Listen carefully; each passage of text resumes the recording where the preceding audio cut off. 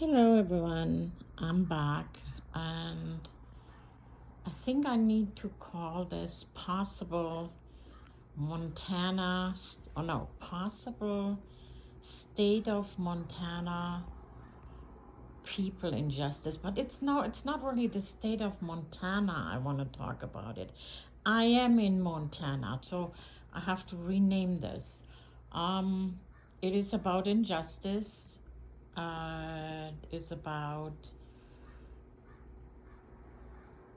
people working in a management office that should not be working there because they are incapable of properly preparing paperwork or sending out paperwork or reading even paperwork, whatever. I just want to tell my story and I tell you why. Because I want this to go viral. Because if it happened to me, it probably happened to a lot of other people, but the question is, how many people report these kinds of things? Most people don't, because if you are a tenant and you have a management office and you pay rent there are rules and regulations. You just want to be in peace and quiet, and sometimes there are managers that have a really strange ego and they're just not very tenant friendly people for whatever reason. So we all know as tenants, all right, we need to know what we say, how we react, blah blah blah. It is just what it is. If you're one of the lucky people that has an extremely nice landlord or wonderful management office, congratulations to you, and I'm happy for you, but there's many of us that don't. So let me tell you what is happening here. And no, I'm not exaggerating. And I promise here, I'm not going to exaggerate. I'm naturally from Germany. I'm a naturalized citizen of the United States. I'm a senior already. I'm an elderly woman, even though my brain probably thinks I'm 30. But so I'm a legal person. I have no criminal background check, no criminal background. Uh, I never done anything to get a criminal background. But anyway, I'm just a simply normal person, and I'm nobody important. I just happen to also now be disabled since 2020. And I spoke about it briefly in another funny knife sharpening video that I have since 2020. I also have memory problems, mostly short-term memory loss. It was really, really bad in the beginning of 2020, but now by 2025, I kind of realized that, okay, I still forget a lot, and it is mainly short-term things like, oh, it happens to all of us. My friends say, no, that's not really true, because my brain is different. It really, we all can forget things for a moment. However, the way it works was that I completely forgot, it was gone.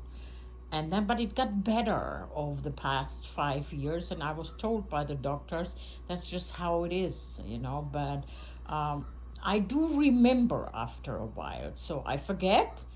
And then if you present me with something again, I literally say, wait, I don't remember, give me some more details. And then it takes me maybe 2-3 minutes, and then my brain brings it back. So it's progress. There's progress. Nobody knows how much better it will get, but to me this is already great, because no big deal. Then I even have to think twice. But it is bad now because of what happened here, and that goes into the entire story of mine. But I want to start from the beginning. So I moved back to Helena, Montana, and since I'm a lower income person, I'm already retired because of my medical conditions. I have disability and I don't have much at all because I didn't work long enough on paperwork. I was married with my husband, together with my husband for 40 years, mostly a housewife and his personal secretary because he was self-employed. But of course I didn't get paid for it and I was certainly not registered on paperwork. So when we got divorced in 2018, there was not much for me to get. So I can openly say it here, I only get $394 in Social Security payments. No one can live on that. And I currently receive $568 in disability payments. So I'm as poor as you can get unless you are not signed up with anything. However, there's no need to hide this. So I do qualify for the lower rent income apartments. I was on a waiting list. No, it's not Section 8. It's a different waiting list because I'm also a senior over the age of 62 and I'm disabled. So it's a different program that goes through HUD, no problem. I was checked out and blah, blah, blah. A year and a half later, I was notified I have an apartment and I was on cloud 9. So I come back to Helena, Montana finally, and my son was with me trying to help me move into this apartment. And while we were bringing in some boxes, accidentally a box pushed the stove in the kitchen. It's a tiny kitchen. It's a really cute apartment, but it's a 1-bedroom apartment. I'm a single senior. They're not very big, but they certainly are big enough for a single senior. And they're lovely looking. I mean, actually, you can see here. I think it's cute. So it's a tiny kitchen. So anyway, by moving in, one of the boxes, when going into the kitchen, must have, by walking in, pushed that damn stove, the buttons there. And when that box was put next to the stove on the counter, and it was not put on top of the stove, it was put next to the stove on the counter, and we are walking in and out from the car to bring things in. The second time we came down, we already heard the beeping from the apartment, the fire alarm beeping, and we struggled to open the door because the doors here, when you put your universal key in, it's a little struggle. So it's not like put the key in, open the door, you're in. It took about, I don't know, 1, 2, 3, for 10 seconds, which is long when you suspect a fire behind the door. And sure enough, when we opened the door, literally you could see, I believe because of now the air going in, literally you could see a whoosh, and the side of the cardboard box next to the plate that was now hot, it's an electric stove, started on fire. And let me tell you, people, I've seen it on TV, but never in a live situation. That box was on fire in a second. So now there is this flame, this side of the box, like a big flame going up towards the upper kitchen cabinets. My son grabbing this box, not first grabbed the box. He first ran outside the apartment right away, grabbed the hallway fire extinguisher, came running back in and extinguished that flame, okay? It wasn't very long at all, but that very short time created smog inside the entire apartment, and the fire extinguisher, now that powder that is in there, was making everything work. So anyway, when the flame was out, he grabbed this very box and ran outside. There was a porch door going out to a courtyard, and that was open from my apartment. So he ran right out there and dropped the box outside. While all this is happening, I'm already on the phone with 911 calling fire department, okay? So now the fire is out. The entire apartment is filled with smoke, and it was like good. You couldn't see shit. And we had two little dogs with us, and they were actually in the bathroom and I had closed the door because we were going in and out to bring boxes in. So during all this, when my son had dropped the box outside, he ran right back inside to grab the dogs, and luckily the only room that didn't have any smoke in it and had visibility was the bathroom. So that was actually a good thing. But anyway, if they had been running around, they would have ran outside.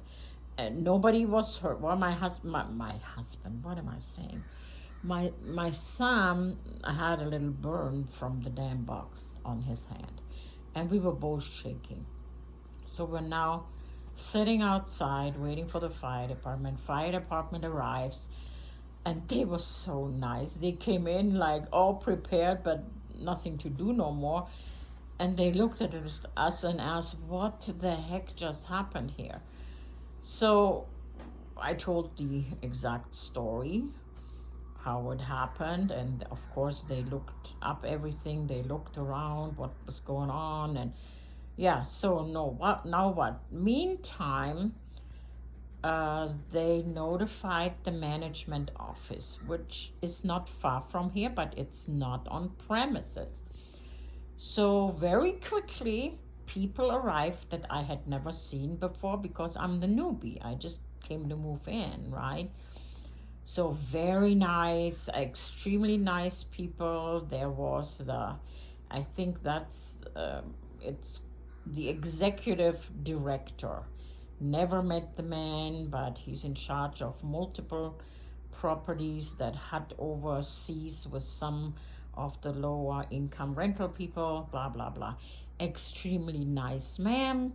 And right away, he told me, don't worry, but you can certainly not move into this apartment now. We're going to get this fixed ASAP. You probably need to go into a hotel. Absolutely, I had to go into a hotel because I didn't know where else to go. I came from another state back to Helena, Montana. So I got into a hotel here in Helena, and it was okay. It was nice. What can I say? Boring as heck, because what was I doing other than walking my dog every day and watching TV and running around here? And that hotel had breakfast included, so that was good. But the week went by, and then I got a phone call from the management office, and they told me, well, we're sorry, you cannot move back in there. There's no way we can get all this done, blah, blah, blah. So here are your options. You either go wherever you feel you need to go, or we can offer you a different apartment we have available, but that one is on the 3rd floor. I was on the 1st floor due to some disabilities, which a 1st floor apartment would make it much easier with walking and stuff, whatever, but no big deal. I walk, it's just easier if you live on the 1st floor and don't have a lot of steps or stairs, whatever. So anyway, but I said, of course I'll take that other apartment. I had no other place to go. I came from out of state. I waited a year and a half. So anyway, same apartment. Only difference is that there's no little porch, so there's no door opening from the living room going to that little porch into the courtyard. No big deal. So I move in, different apartment. So now please hear me. This first apartment was on the first floor, so complete different apartment number, and I had not yet received the rental lease agreement paperwork because uh, they wanted to give me that in person. I had signed everything, but they wanted to print all that out and give it to me in person. So what I had done was I took a screenshot that day of the lady who was sent here was for me to sign all the papers, and she had it all done in handwriting and said when she gets back to the office they will prepare all this in typewriting. So I took a screenshot of the page that said how much my rent is, how much the security deposit is, and the security deposit was split up. I think uh, into 4 months. Yeah, I don't have it in front of me, but no, that doesn't really matter. So that is the paper I had because it was important, and so I knew that the very next month how much I had to pay. Again, never happened because I never moved in there. That piece of paper goes to what I said in the beginning with me having short-term memory loss.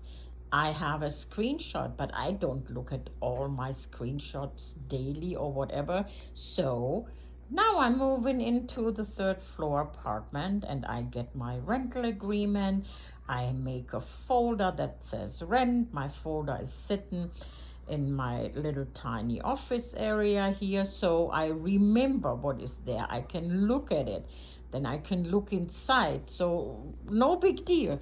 So I would not remember. I will not remember that there is a rental folder. I look at it, I know there needs rent to be paid, blah blah blah. This rental agreement, so that comes into play later now. So now comes the story. Or let's do it differently. Let me do this part here first, and then I make the second part because it's going to be too long, and maybe it's too much. So but it gets really interesting and absolutely ridiculous, because if I would have not lived it and still am living it, I would smile at you and say, come on, what is really going on here? So it is a really ridiculous story, but it's a very dangerous story because they now want to evict me for no reason. So let me talk about that in the second part, and I give you a little glimpse. I have immediately reacted and told them off legally, so to speak, but in a nice and professional way, that they kind of backed off the first time and they just came up with a totally, completely different reason to evict me, and all because I must have stepped on one woman in there. I will tell you about what happened with her in the next story, because that is kind of the beginning then of from what happened with this lady in that management office. And I stepped on her toes. She was really, really rude, did not like me to correct her, even though I played the nice one, like, oh no, no, that's not it. But again, I still corrected her. So anyway, I knew right away back then she did not like me giving that answer. But my question now, today, is who on earth is she? And she should not have any power to escalate anything up to eviction of a disabled person that is covered by HUD protection. However, there may be a buddy system going on in that management office. We all know how that goes. This is a more rural, smaller town type, slower kind of living here in Montana, which is beautiful. But you could have certain people that, number one, absolutely not like the fact that I came from a different state, which is so dumb because I did live here in Montana before. I only went back to a different state because of this very dangerous heart surgery I had. However, and I wanted to stay with kids, my children, in another state. Anyway, so completely ridiculous, but I wouldn't even find the words now. But that is how it all started with this one lady. So I'm by now assuming there is at least two, because one alone in an office of multiple people managing multiple properties cannot have the power to do all this by herself. So my question is, who is involved? And the other question is, does the executive director even know this is all going on? What I can tell you is, by now there are the lawyers involved, blah, blah, blah. So let me do the next one and I will tell you who they are.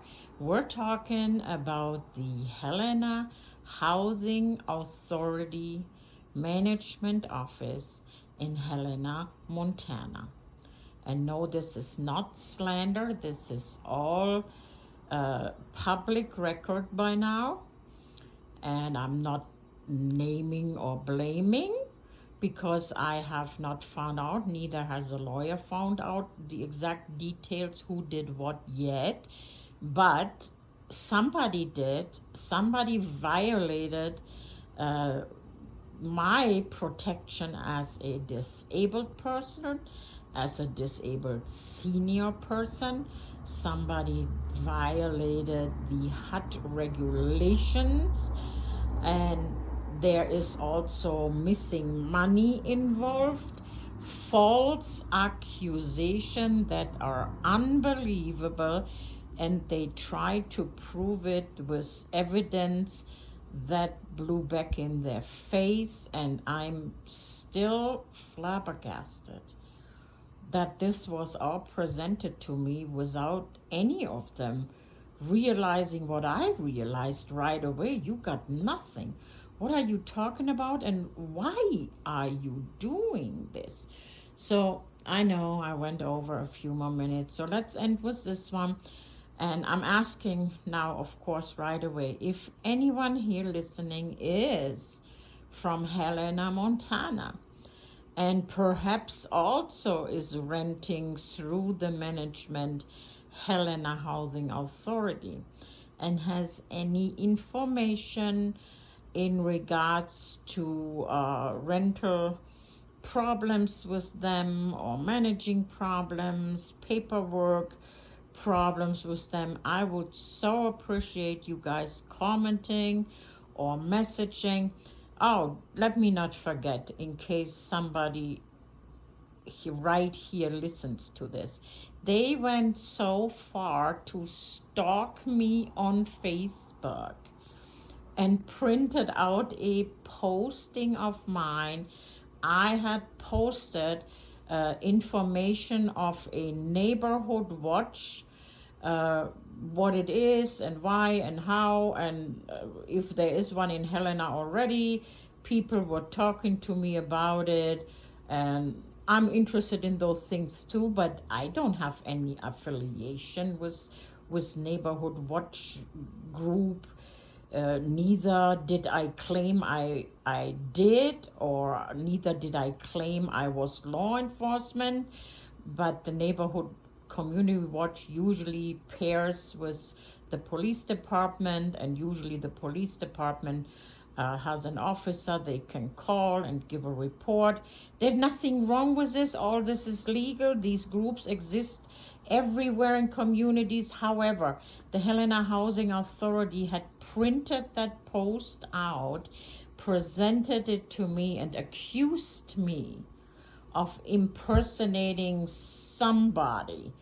I'm not gonna say it exactly because I don't want anybody twisting my words, but my suspicion was that they wanted me to say that I tried to tell people I was law enforcement. Complete BS. That wasn't all of that. They also accused me of other things. However, they literally stalked me on Facebook, not knowing me from before. They do not know me. I just moved here. I'm a tenant. I have no relatives in that office, no mama, daddy, auntie, friends, nobody. So anyway, who did it? Who does that? So if any of you have similar knowledge or it happened to you, please comment. Please private message me, because here's what's going to happen. I am a tough old lady and I'm German, and we Germans, we don't give up. It's not a threat, it's my right. I will fight till the end of days to expose this misconduct, mishandling of paperwork, mishandling of funds, injustice, discrimination to a disabled person, taking my tenant rights away, and whatever else this attorney can find and fight. I will fight. My family is behind me because I'm financially not able to do this, but they are. And they already told me, don't you worry, Mom. We will help with that, absolutely. But the good thing is, whatever it will cost has to be reimbursed once these cases are won and it is clear that it was all their doing from the get-go. So anyone with any knowledge, please don't be a stranger.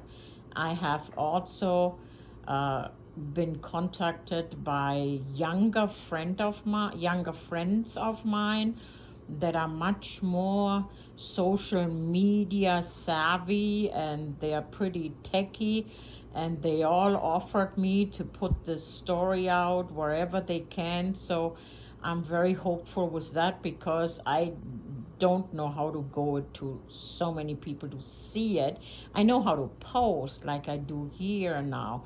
I know how to post to Facebook or Instagram, but I do not know how to reach hundreds and hundreds of people. They told me they do.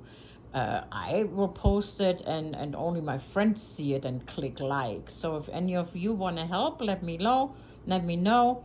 I would love to have some of you young folks that are into interest stories or are into legal justice, or maybe you are legal students or whatever, and can help with blasting this all over so I get views on it and it really gets out to the public. I appreciate it. So I guess now this is the end, and I have to do the second video to actually start from the beginning, and it's gonna be interesting. I know I'm just a little old lady, but it is kind of interesting because it's so bizarre and ridiculous. Thank you guys. It's true what I'm saying. It's gonna get better. Just listen to the next one, okay? Thank you.